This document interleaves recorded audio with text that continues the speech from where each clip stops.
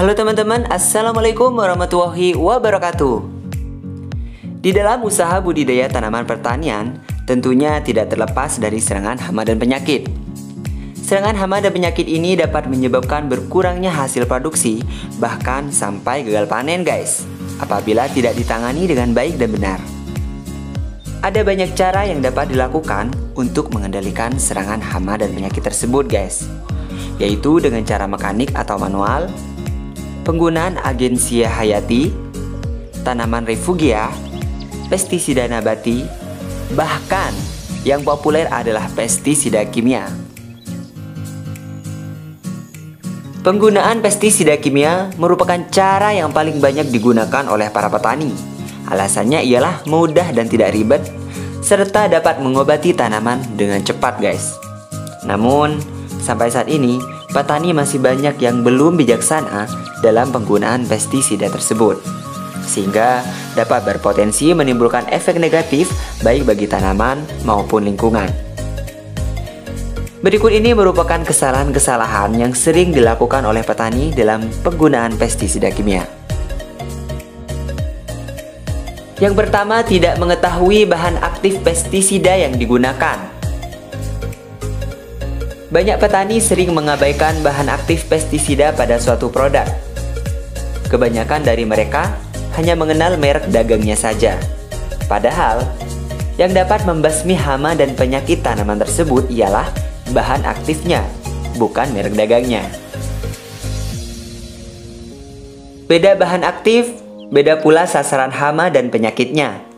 Jadi, walaupun mereknya berbeda, tapi kandungan bahan aktifnya sama, maka petani tidak perlu membeli dua-duanya lalu mencampurnya, karena itu akan sia-sia atau percuma. Jadi, mulai sekarang coba teman-teman pahami bahan aktif pestisida yang teman-teman gunakan. Misalnya nih, untuk mengendalikan hama thrips, bahan aktif yang digunakan ialah abamectin. Dan merek pestisida yang mengandung abamectin itu banyak guys. Kalian bisa pilih, contohnya seperti Bamex, Asmex, Demolis, Timer, dan masih banyak lagi yang lainnya. Yang kedua, tidak mengetahui tingkat resiko resistensi dari pestisida yang digunakan. Banyak petani yang tidak mengetahui bahwa setiap pestisida mempunyai resiko resistensi guys. Artinya, dapat menyebabkan kekebalan terhadap hama dan penyakit itu sendiri. Jadi, tidak ada pestisida kimia yang tidak berisiko untuk menyebabkan resistensi. Hanya saja, tingkat resikonya berbeda-beda. Berdasarkan resiko resistensinya, pestisida digolongkan menjadi 3 teman-teman, yaitu resiko rendah, seperti antrakol dan diten. Yang kedua, resiko sedang, seperti skor. Pada risiko sedang ini, teman-teman harus hati-hati dalam melakukan penyemprotan.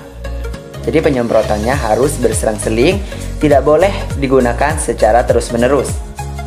Dan yang ketiga ialah resiko tinggi. Contohnya seperti Amistartop.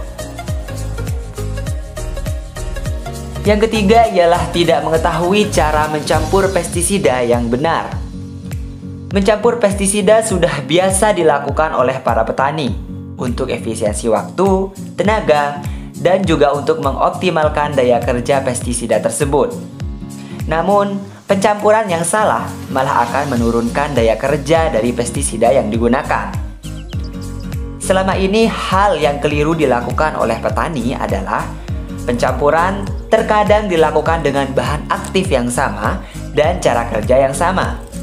Seharusnya itu tidak dilakukan, karena akan menyebabkan resiko resistensi yang tinggi.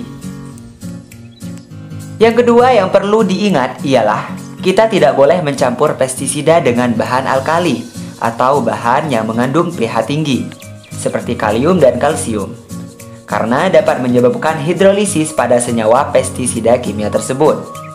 Hidrolisis sendiri ialah penguraian senyawa kimia oleh air menjadi senyawa yang lebih kecil lagi, sehingga mengakibatkan berkurangnya bahkan hilangnya daya kerja pestisida tersebut.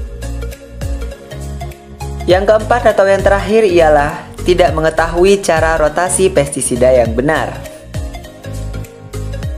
Untuk mencegah resistensi, maka perlu dilakukan rotasi atau pergiliran pestisida. Pestisida yang digunakan tidak boleh itu-itu aja, terutama bagi pestisida yang memiliki resiko resistensi sedang dan tinggi. Rotasi atau pergiliran pestisida yang benar hampir sama dengan pencampuran pestisida ya teman-teman.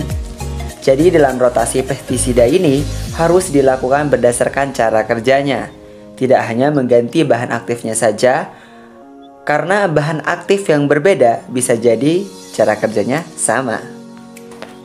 Nah, itulah 4 kesalahan yang umum dilakukan oleh petani dalam mengaplikasikan pestisida kimia guys.